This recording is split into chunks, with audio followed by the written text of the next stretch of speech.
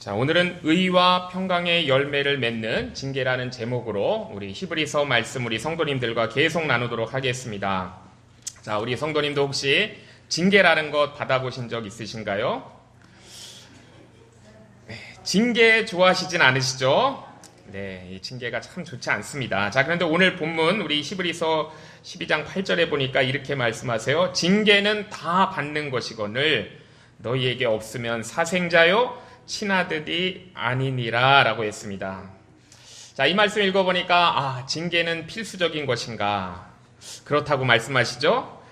징계는 좋은 것인가? 그렇다고 말씀하시네요. 자, 그런데 사실 우리가 이 본문 말씀에서 우리 징계로 우리 한국말로 번역된 것은 우리가 좀 이 의미를 좀 잘 한 번 더 곱씹어서 생각을 해봐야 될 것 같습니다. 왜냐하면 우리가 보통 징계 그러면 우리 성도님들도 생각하신 것처럼 징벌, 퍼니시먼트, 우리가 이 징계를 이렇게만 생각하기 쉽기 때문이죠. 자, 그런데 사실 이 단어는요, 의미하는 것이 이 벌 받는 것이 다가 아닙니다. 자, 그래서 오늘 우리가 이 부분을 먼저 짚고 넘어가겠습니다.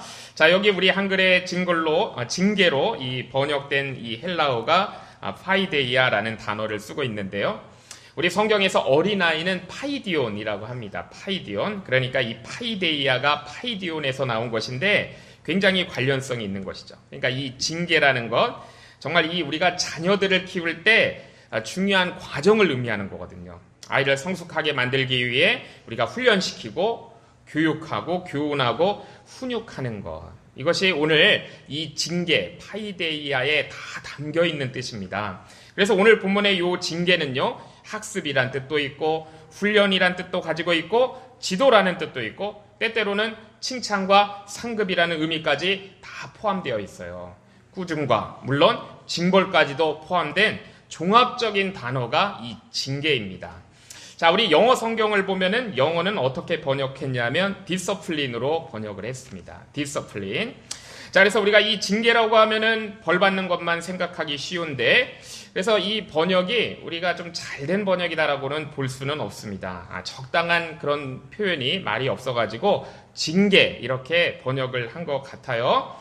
자, 그래서 영어 성경 디서플린으로 이렇게 번역을 했는데, 자, 사실 오늘날 우리가 이 단어를 받을 때 징계는 훈육이나 양육 이런 것이 더 좋은 표현 같습니다. 자, 이 디서플린이 없으면은요, 우리가 사람 되지 못하는 거예요. 사람은 이 훈육, 디서플린이 있어야 사람이 됩니다. 자, 오늘 본문은 징계라고 하고 있지만 제가 디서플린이라는 단어를 자꾸 좀 사용할게요. 그냥 냅두면은 이 자녀가 자녀되지 못해요. 그래서 우리가 아주 어렸을 때부터 예절 교육도 시키고 지식 훈련도 시키고 절제하는 연습도 시켜야 버젓한 한 사람의 사람으로 자랄 수가 있는 것이죠. 자, 그렇지만 아이들은 부모가 하는 이 디서플린을 결코 좋아하지 않습니다. 대개는 짜증내요.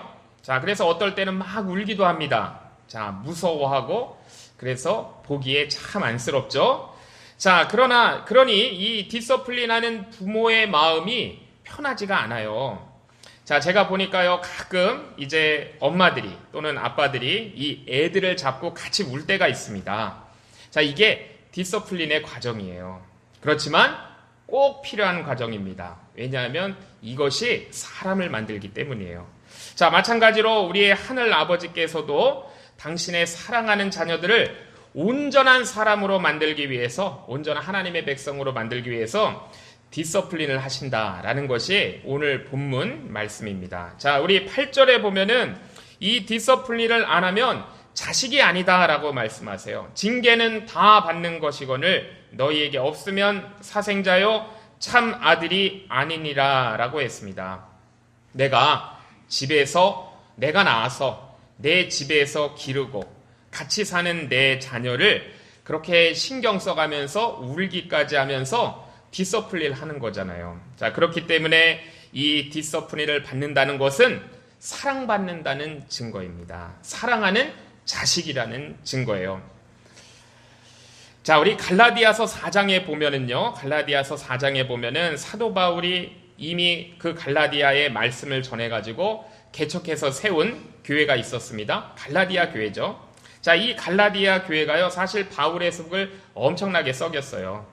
자, 오죽하면은 말씀해 보면 이 어리석은 자들아라고 바울이 굉장히 심한 말까지 그렇게 했거든요. 자, 바울이 그들을 성숙하게 하기 위해서 이런 말을 했습니다. 갈라디아서 4장 19절에 보면 너희 속에 그리스도의 형상이 이루기까지 다시 너희를 위하여 해산하는 수고를 한다라고 했습니다. 해산하는 수고. 자, 우리가 전통적으로 볼 때 우리 바울은 결혼하지 않은 사람이고 물론 남자죠.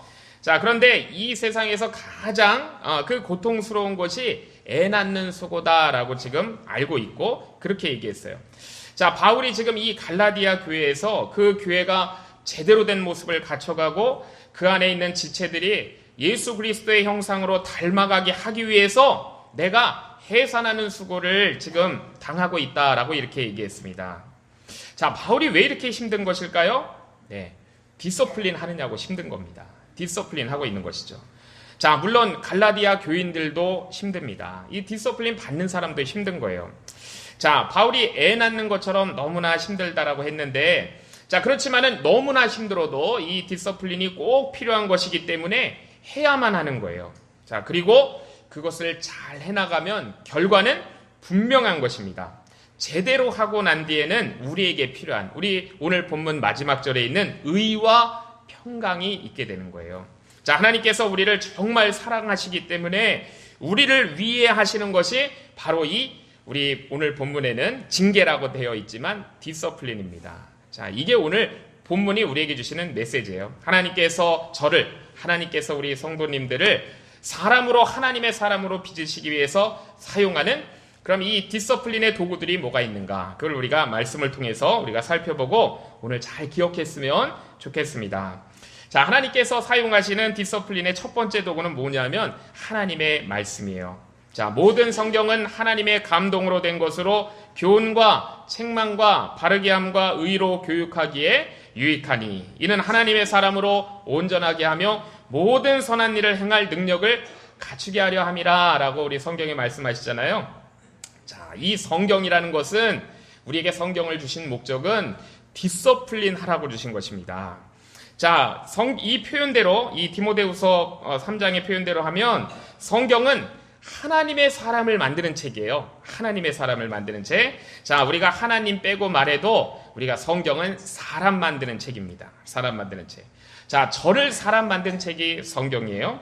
자, 그래서 저의 사용 설명서, 내가 나를 어떻게 써야 되는가, 이 사용 설명서가 바로 성경입니다.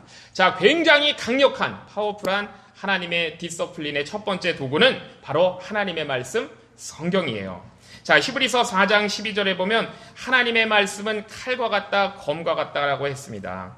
자, 이 칼은요, 우리를 죽이는 칼을 얘기하는 것이 아니에요. 하나님의 말씀은 살아있고 활력이 있어 좌우의 날선 어떤 검보다도 예리하여 혼과 영감이 관절과 골수를 찔러 쪼개기까지 하며 또 마음의 생각과 뜻을 판단한다라고 우리에게 말씀 주셨습니다. 자, 하나님의 말씀은 검인데 우리의 속사람을 수술하는 검이다라는 그런 말씀이에요. 자, 우리 한국 분들 성형수술 굉장히 좋아합니다. 자, 우리 한국의 지하철에 가보면 너무나 비슷한 분들이 너무 많아요. 눈도 똑같고 코도 똑같고 얼굴 형태까지 막 비슷한 사람이 너무 많아요.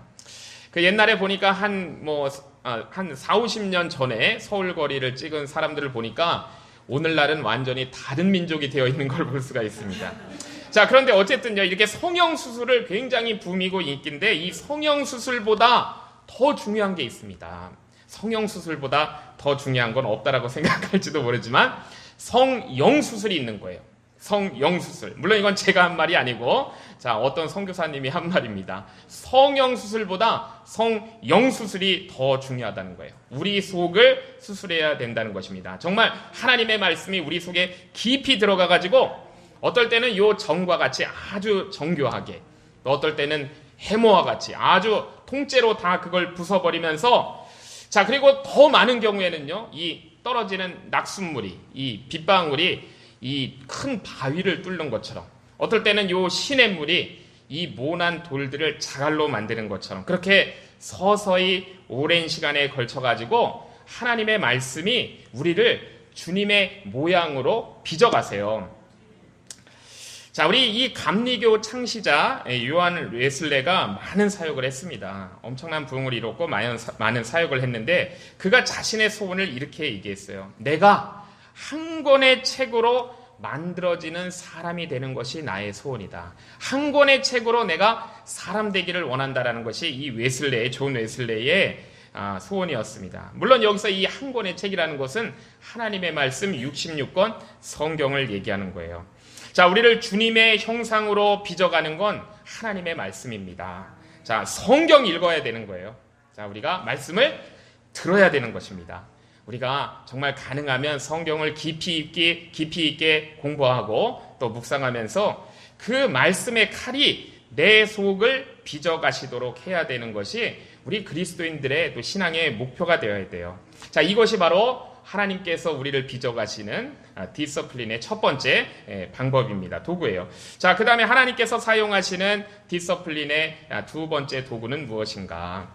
자, 교회 공동체입니다. 교회 공동체예요.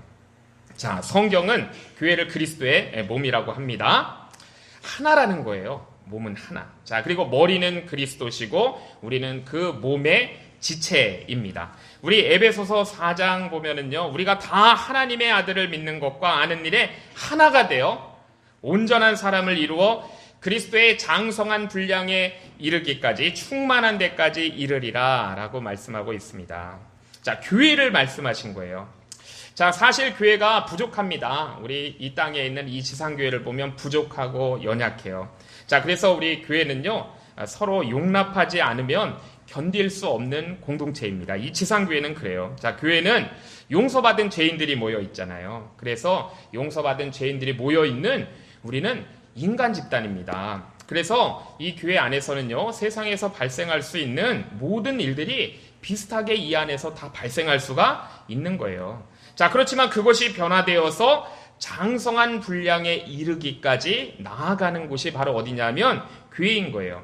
자, 이제 우리가 이제부터 어린아이가 되지 아니하여 사람의 속임수와 간사한 유혹에 빠져 온갖 교훈의 풍주에 밀려 요동하지 않게 하려 함이라 라고 이렇게 말씀하고 있습니다. 자, 이 교회를 말씀하시는데요, 여기서도 어린아이가 나와요. 파이디온. 자, 그리고 여기서도 이제 그 파이디온으로부터 나온 파이데이아 디서플린을 말씀하고 있습니다. 자, 그러니까 이 교회 공동체라는 것은요, 우리를 디서플린 하시기 위해 주신 곳, 바로 이것이 공동체예요. 자, 우리 하나님께서 우리를 공동체를 통해서 우리를 빚어가시는 것입니다. 자, 우리 인간을 사회적 존재라고 했어요. 우리 하나님께서 그렇게 우리를 만드셨습니다. 우리가 태어났을 때 아무것도 못하잖아요. 말도 못하고 뒤집지도 못하고 그냥 뭐 배고프면 달라고 울기만 해요. 자, 그래서 먹이면은요, 잠들고, 자, 일어나면 배설하고. 자, 그래서 우리가 그 어린아이를 보면서 예쁘긴 하지만, 야, 제가 언제 사람이 될까 이렇게 생각을 하는데, 이 아이가 이렇게 가족들한테 둘러싸여 있다가 이제 막 옹알이를 하면서 말을 하기 시작합니다. 자, 이게 무슨 뜻이냐 하면은요, 얘가 이제 생각을 하기 시작한다는 거예요. 반응을 한다는 겁니다. 그러면서 애가 이제 눈도 맞추고 그러면서 점점 예뻐지잖아요. 자, 이것을 이제 전문 용어로 사회화라고 하는 것입니다. 소셜라이제이션이죠. 사회화. 자, 그래서 이 사회화가 되는 것인데, 자, 이제 이 밖에 있던, 태어나기 전에 그 배 밖에 있던 세상의 언어를 받아들이고, 얘가 가치관을 받아들이고, 사람들의 관행을 받아들여요. 자, 문화도 받아들이고, 도덕도 받아들이고. 자, 그 모든 것들이 이제 이 아이에게 하나하나 들어가기 시작합니다. 자, 이게 사회화예요. 자, 인간은 이런 사회화를 거치지 않으면은 인간이 못 되는 겁니다. 자, 인간은 이 디서플린을 통해서 사회화가 되지 않으면 정상인의 그런 인간의 모습으로 자랄 수가 없는 거예요. 자, 그런데요, 자, 우리가 교회로 모이기 전에 우리가 세상에서 악한 가치관 그리고 잘못된 것들로 우리가 사회화가 되어 있었습니다. 그래서 하나님께서는 어떻게 하시냐면 하나님의 백성들을 먼저 불러 모으시는 거예요. 이스라엘 백성들을 신의 산으로 출애굽하게 하시고 불러 모으신 것처럼 하나님께서 우리를 이 공동체로 불러 모으십니다. 이게 바로 신약에서 말하는 에클레시아하고 이게 교회라는 거예요. 자, 우리를 빚으시려고 우리를 불러 모으신 것. 하나님의 사람을 만들려고 모으신 곳, 이게 에클레시아 교회입니다. 자, 공동체가 하나님의 가치로 우리를 다시 재사회화하는 곳, 이게 교회예요. 하나님의 말씀과 하나님의 윤리와 하나님의 서로 사랑하는 방식으로 정말 서로를 존중하는 진정한 의미의 그 하나님의 헤세드를 가진 은혜의 사람들로 빚어지는 곳이 바로 교회 공동체입니다. 자, 그렇기 때문에요, 교회 생활은 결코 편할 수만은 없는 거예요. 많은 경우에 아픔도 있고 어려움도 있고 또 같이 함께 있기 힘든 사람들이 내 주변에 하나님께서 주셨기 때문에, 그렇지만 그 모든 것들을 통해 하나님께서 우리를 디서플린 하시는 거예요. 자, 어떤 한국의 유명한 목사님이신데요, 그 아들분도 목사예요. 자, 그래서 그 아들 목사가 이제 목회하면서 너무 힘들어가지고 이제 아버지한테 힘들다는 그런 투정을 한 것 같아요. 자, 그랬더니 그 이제 아버지 목사님이 그 아들 목사한테 이런 얘기를 했대요. 야, 너 교회에 감사해야 돼. 교회에 감사해라. 왜냐하면 교회가 너를 만든 거야 라고 얘기했대요. 교회에 감사해라. 교회가 너를 만든 거야. 교회에 감사라는 것이죠. 자, 저는 이 말을 듣는 순간 그렇구나. 정말 아멘이 바로 나왔습니다. 자, 내가 어떻게 만들어졌을까? 내가 지금 그래도 이 모양, 이 꼴로 이렇게 있는 것, 교회가 만들었더라고요. 자, 마찬가지입니다. 우리 연합교회가 우리 성도님들을 만드신 거예요. 교회에 감사하세요. 교회가 성도님들을 이렇게 빚으셨습니다. 자, 그래서요, 교회는 엄마의 태와 같아요. 엄마의 자궁과 같습니다. 자, 우리가 저 천국에서는 예쁜 모양으로 태어날 거예요. 자, 그때까지 이 엄마의 태에서 우리가 모양이 만들어지고 형성이 되는 거예요. 자, 그래서 교회를 다른 말로 천국 훈련장이다 라고 부르는 것입니다. 교회는 천국 훈련장이에요. 자, 그러니까 훈련장인데 제가 이제 군대 가서 훈련 받아보니까 훈련장은 좋은 곳이 아닙니다. 편한 곳이 아니에요. 자, 그래서 이 천국 훈련장도 편한 일만 있는 곳이 절대로 아니에요. 자, 교회는 훈련장입니다. 천국 훈련장. 자, 우리가 교회 이 공동체에 머물면서 우리가 성도의 교제에 잘 참여해야 돼요.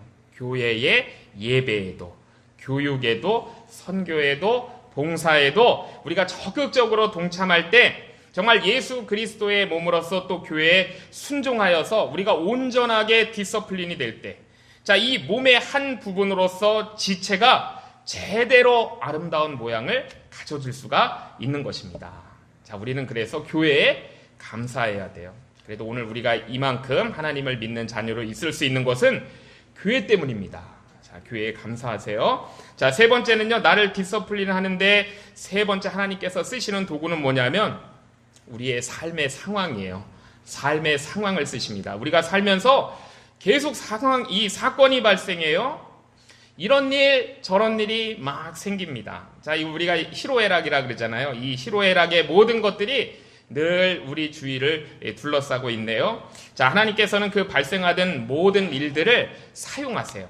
자, 그래서 어떻게 하시는가 하면 우리 유명한 말씀에서 우리에게 알려주시잖아요. 하나님을 사랑하는 자, 곧 그의 뜻대로 부르심을 입은 자들에게는 모든 것이 합력하여 선을 이루게 하시는 하나님이 그 모든 우리의 상황을 사용하십니다. 자, 물론요, 우리 하나님은요, 좋은 일들을 통해서 정말 이 건설적인 사건들을 통해서도 하나님께 감사하게 하세요. 하나님의 살아계심을 체험하게 하세요. 그래서 우리를요, 열심을 내는 사람으로 하나님이 그렇게 바꿔주시기도 합니다. 왜냐하면 사람은 사랑받을 때 많이 변하는 것 같아요. 은혜를 체험하면 그 하나님을 많이 닮아가거든요. 자, 그런데 우리가 보면은요, 우리가 살면서 보면은 너무나 묘하게도 오히려 이 하나님의 복을 받고 난 뒤에 내가 참 교만해지는구나 라는 것을 생각하게 됩니다. 그리고 또 내가 나약해지는 것 같기도 해요. 그리고 어떨 때는 하나님을 저버리는 경우도 많이 볼 수가 있습니다. 자, 우리 성경 속에서 그런 사람들을 한번 찾아보면 사울왕이 그랬어요. 자, 사울왕이 얼마나 처음에 하나님 앞에 잘했습니까? 그런데 하나님을 배신하죠. 높이 올리시니까 교만해져가지고 하나님을 이렇게 등져버립니다. 자, 그리고 그 다음 왕, 우리 사울왕을 배신해가지고 왕이 된 다윗도 그랬습니다. 자, 어려울 때는 정말 괜찮았는데 정말 정말 괜찮았는데 이제 하나님께서 그 상황을 형통케 하시니까 좋아지니까 하나님을 배신합니다. 자, 무슨 말이냐면 우리는 좋은 일을 통해서도 하나님께 빚어지지만 사실은 많은 환난과 고난과 어려운 일을 통해서 하나님께서 빚어가신다라는 것을 우리가 성경을 통해 알게 되잖아요. 자, 그렇지만 우리 하나님은 가학적인 신이 아니세요. 세디스트가 아니십니다. 사람을 괴롭히고 막 고통을 줘가지고 그것으로부터 어떤 즐거움을 느끼는 그런 하나님이 아니세요. 하나님은 우리에게 나쁜 일이 생기기를 절대로 원하지 않으십니다. 그렇지만 우리가 보면 나쁜 일이 생기잖아요. 자, 그래서 우리가 그것을 성경적으로 왜 나에게 나쁜 일이 생기는 것일까? 우리가 좀 분석을 해보면 때로는 내가 잘못해서 생길 수도 있어요. 하나님께 징계를 받을 수도 있는 거죠. 못난 내가 잘못해서 생기기도 해요. 때로는 하나님께서 나랑 같이 두신 사람들, 그 사람들이 잘못해서 나에게 어려움이 올 수도 있는 거예요. 때로는요, 원인을 알 수가 없어요. 한계를 넘어가지고 내가 알 수 있는 한계를 넘어서 정말로 불가항력적인 그런 재난이나 어려움을 우리가 함께 당할 수도 있습니다. 왜냐하면 우리는 한 배를 탄 사람들이기 때문이에요. 한 배를 탔는데 배가 휘청이면 같이 휘청일 수밖에 없는 것이죠.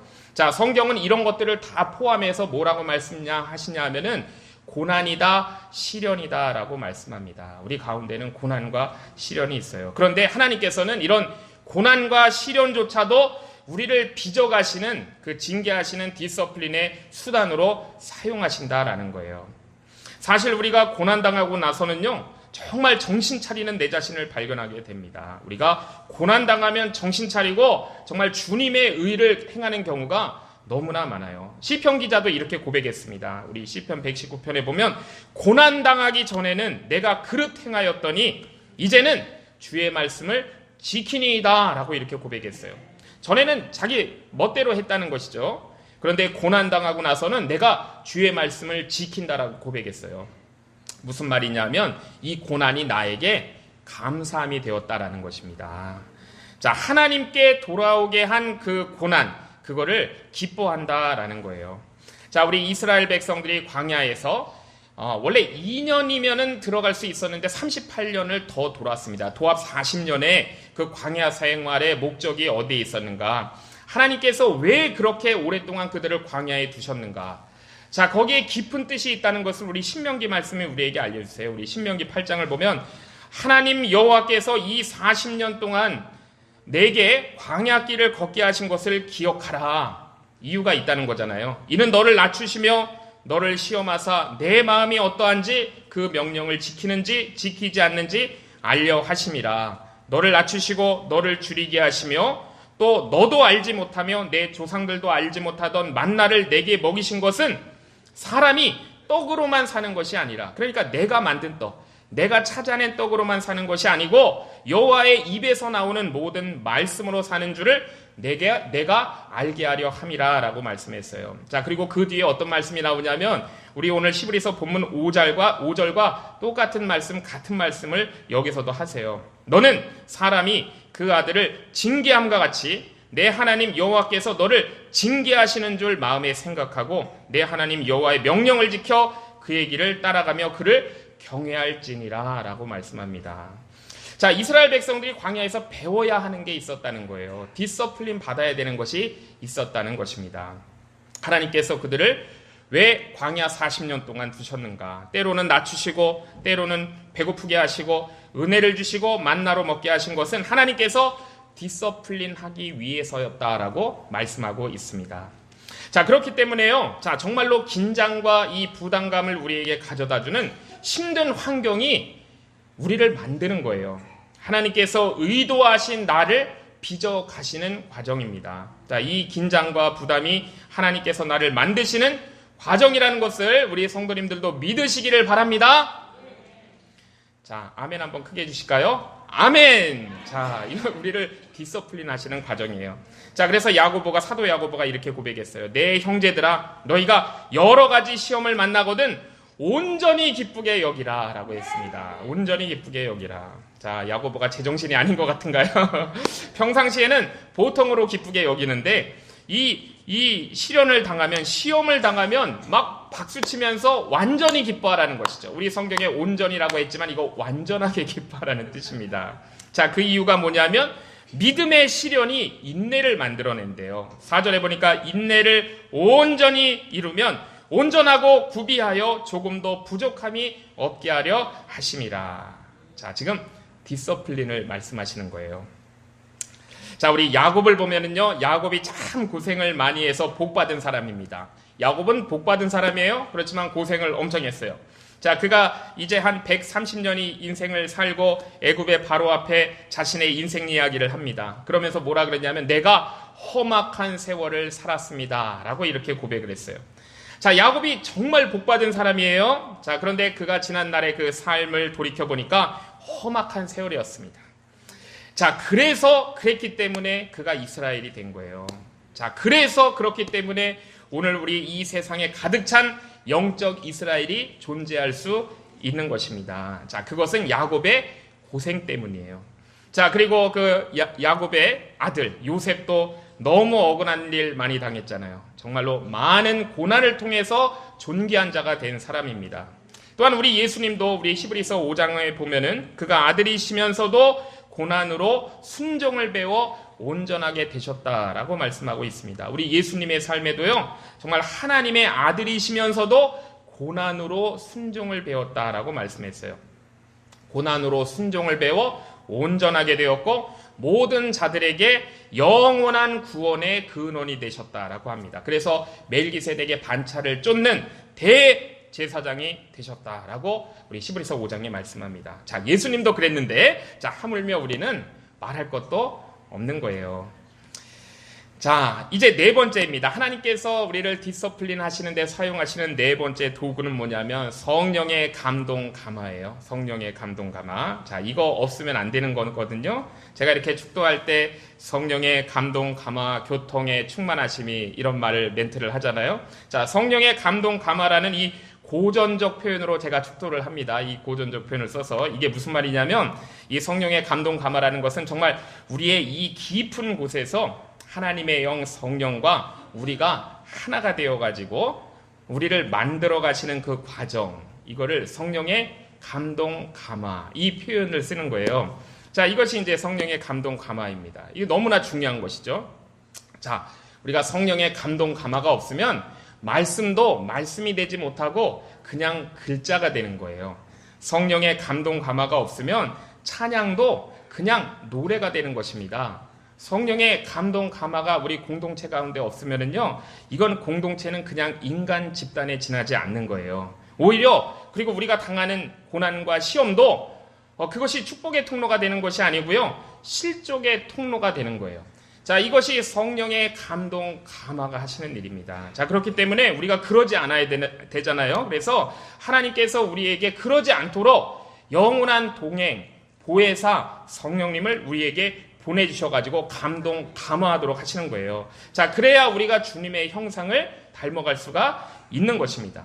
내 안에서 격려하고 꾸중하시고 기뻐하시고 슬퍼하세요. 그러면서 그 모든 것으로 우리를 빚으시는 분이십니다. 자, 사실 내가 슬퍼할 때는요, 성령님은 나보다 더 힘들어하시고 더 슬퍼하세요. 자, 그렇게 말씀하시잖아요. 성령도 우리의 연약함을 돌보시나니 마땅히 기도할 바를 알지 못하나 오직 성령이 말할 수 없는 탄식으로 친히 간구한다라고 말씀하셨어요. 너무나 힘들고 어려워서 내가 뭘 기도할지 모를 때 그때 말할 수 없는 탄식으로 성령께서 우리 안에 우리를 위해서 친히 간구하세요. 기도하십니다. 그 성령님을 의지하라는 거예요. 내 탄식과 내 기도보다 더 강력한 탄식과 기도로 하나님 앞에 나를 위해 중보 기도하신다는 거예요. 자, 우리가 이걸 느껴야 됩니다. 이걸 느끼는 것이 성령의 감동 감화예요. 자, 교통이고 충만함입니다. 그래야 우리가 승리할 수 있는 거예요. 자, 그리고 우리 안에 거하시는 성령님께서 역사하시면은요, 우리가 성령의 열매를 맺게 됩니다. 우리 구약 성경을 요약한 좋은 우리가 맺어야 되는 성품들, 열매들이 바로 이 디서플린의 목적이에요. 사랑과 실학과 화평과 오래 참음과 자비와 양성과 충성과 온유와 절제. 자, 이와 같은 것을 금할 법이 없다라고 말씀하셨습니다. 자, 그렇기 때문에 이 열매 맺기 위해 하나님께서 우리를 디서플린 하시는 것이고 우리는 이 디서플린을 기쁨으로 받아야 되는 거예요. 성령의 인도하심 받아서 우리가 말씀을 읽고요. 성령의 인도하심 받아서 교회의 훈련을 받고요. 자, 성령의 인도하심으로 환경의 고난을 우리가 그거를 거치면서 단련이 되어가지고 정말 하나님께서 우리에게 원하시는 정금 같은 하나님의 백성으로 빚어지게 되는 것입니다. 자, 그래서 오늘 히브리서 본문 12장 5절 하반절은 우리에게 이렇게 권하세요.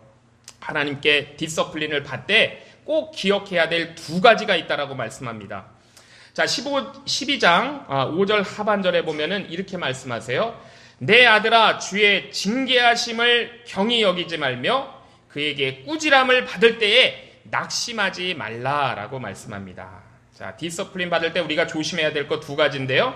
잘 기억해야 되는데 첫 번째는 경히 여기지 말라고 합니다. 하나님의 디서플린을 경히 여기지 말래요. 자, 경히 여긴다는 것은 이 무시하는 거거든요. 교만해서 무시하는 것입니다. 이거 들어도 못 들은 척 하는 거예요. 자, 오히려 반항하는 것, 이것이 경히 여기는 것입니다. 자, 이 상태를 우리 성경의 다른 곳에서는 어떻게 표현하냐면 마음의 강팍이라고 표현합니다. 마음의 강팍.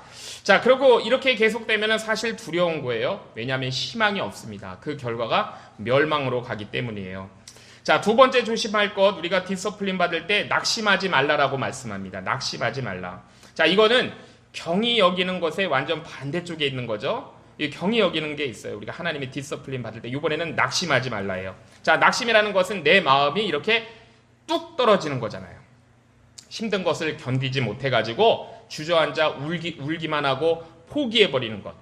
저 군인들이 탈영해서 자기의 위치를 벗어나는 것처럼, 그리고 어떤 사람은 그걸 견디지 못해서 자기의 목숨을 저버리는 것처럼. 자, 이게 낙심입니다. 이러지 말라는 거예요.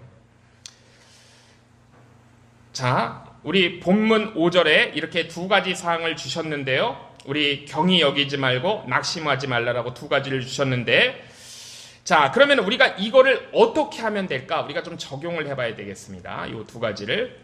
우리가 성경에 경계하라고 하시는 말씀이 있으면은요, 우리가 그거를 반대로 하면 좀 쉬워져요. 반대로 하면. 자, 이렇게 하면 됩니다. 한번 따라해 주시면 감사하겠는데요. 낙심 대신 감사, 반항 대신 순종.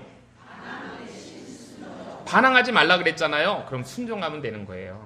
낙심하지 말라 그랬잖아요. 그러면 감사하면 되는 겁니다. 반대로 하면 쉬운 거예요. 낙심 대신 감사하는 겁니다. 자, 낙심 대신 감사, 우리가 범사에 감사하라라고 성경에 말씀하시는데요. 자, 그리고 반항 대신 순종입니다. 자, 디서플린이라는 것은 하나님께서 나를 사랑하시기 때문에, 나를 자녀로 대하시기 때문에, 나를 위해서 하시는 것이기 때문에 우리가 감사로 받아서 순종하게 되면 반드시 큰 역사가 있다는 거예요. 자, 우리 고난을 이기고 갑절의 복을 받은 대표적인 인물이 우리 욥이잖아요. 그러나 내가 가는 길을 그가 아시나니, 바로 이겁니다. 내가 가는 길을 그가 아시나니 그가 나를 단련하신 후에는 내가 정금같이 나아오리라 라고 고백했습니다. 하나님이 아신다는 거예요. 하나님이 인정해 주신다는 겁니다. 그래서 욥이 갑절에 은혜와 복을 받았어요. 자, 우리는 이 두 가지를 생각해야 됩니다. 감사와 순종. 우리 삶의 디스플린 가운데 그저 이 감사와 순종이 있을 때 반드시 승리한다라고 성경이 말씀하세요. 자, 제가 오늘 말씀을 이제 묵상하면서 감사의 제목들을 막 찾아보다 보니까요, 또 이 감사하지 못할 생각들도 막 나더라고요. 자, 그때 이제 하나님께서 제게 주신 생각은 뭐냐면, 감사는 순종이다라는 생각을 주셨습니다. 감사는 순종이다. 감사 이꼴 순종이라는 그런 묵상을 주셨습니다. 우리가 범사에 감사한다는 것은요, 정말 이 내 삶을, 내 정서를 주장하시는 성령님께 순종할 때 우리가 범사에 감사할 수 있잖아요. 내 안에 계신 우리 성령 하나님을 신뢰해서 모든 상황 가운데 그분의 주권을 절대적으로 우리가 인정하면, 그래서 순종하면 우리가 범사에 감사할 수 있잖아요. 자, 그것이 예수 그리스도 안에서 우리를 향하신 하나님의 뜻이다라고 말씀했습니다. 자, 제가 이제 어렸을 때 저는 이발소를 다녔습니다. 우리 성도님들도 이발소 옛날에 보셨죠? 미용실이 아니고 이발소였어요. 자, 그 이발소에 가면은요, 주로 이제 머리 그냥 짧게 이렇게 깎는데, 자, 지금처럼 막 미용실에 이렇게 지금 이발소처럼 서비스가 잘 좋게 되어 있지 않았습니다. 아저씨들이 있었어요. 이발사 아저씨들. 자, 이발사 아저씨들이 제가 어렸을 때 보면 되게 무서웠는데, 이 수동으로 하는 이 바리깡, 일본 말이긴 하는데, 이거 수동 커터라고 해야 되나? 바리깡이 있었고, 가위 갖고 있었습니다. 근데 잘 들지가 않았어요. 그래서 머리 깎다가 막 뽑히면은, 가죽 혁대에다가 막 이렇게 쭉쭉 갈아가지고, 그걸 가지고 다시 하고 막 아프고 막 이랬던 기억이 납니다. 머리가 너무 많이 뽑혀가지고, 너무 아팠어요. 자, 그런데 이제 그분들이 사실 보면 이 장비가 좀 그래서 그런데 그렇게 좀 갈아서 하면 진짜 잘 깎습니다. 깎는 건 정말 잘 깎아요. 수십 년을 깎았기 때문에. 자, 그런데 제가 이렇게 막 그 이발사 아저씨들을 깎는데 제가 힘들다고 막 반항하고 막 버티고 막 쓸데없이 여기는 요렇게 깎아주시고 여기 앞머리는 요렇게 올려주시고 막 쓸데없이 딴 얘기 많이 하면서 막 이렇게 머리 막 흔들고 그러면 이발사 아저씨가 속상해 하십니다. 자, 그리고 이 머리를 자꾸 흔들면서 괴로워하면은요, 머리는 쥐가 파먹은 것처럼 그렇게 깎일 수밖에 없는 거예요. 자, 이거는 이발사 아저씨의 실력이 문제가 아니고 저 때문인 거죠. 저 때문. 자, 우리가 가만히 감사하면서 순종하지 않고 막 머리 흔들어대는 내가 문제인 겁니다. 그럼 내가 문제면 머리가 쥐 파먹은 것처럼 될 수밖에 없는 거예요. 자, 그래서 우리는요, 하나님께 이 감사와 순종으로 온전히 맡겨드릴 수 있어야 돼요. 자, 그러면 아름다운 모습으로 우리를 그렇게 빚어 주십니다. 사실 이게 오늘 말씀의 내용이에요. 메시지예요. 자, 우리 성도님들 기억했으면 좋겠습니다. 감사와 순종입니다. 순종할 때 감사할 수가 있어요. 자, 낙심 대신에 감사하세요. 반항하시지 말고 순종하세요. 자, 우리가 이렇게 하나님의 디서플린을 받으면 우리는 반드시 이기고 승리하게 되어 있습니다. 감사하여 순종하면 반드시 이기게 되어 있어요. 자, 감사하고 순종하는 사람 꼭 이기게 되어 있다는 것은 주님의 약속입니다. 낙심 대신 감사, 교만 대신 순종으로 의와 평강의 열매 풍성히 맺어 승리하시는 저와 주의 성도님들 되시기를 주님의 이름으로 축복합니다. 자, 우리 찬송가 401장 천성을 향해 가는 성도들아, 우리 주님 앞에 고백하며 올려드리겠습니다.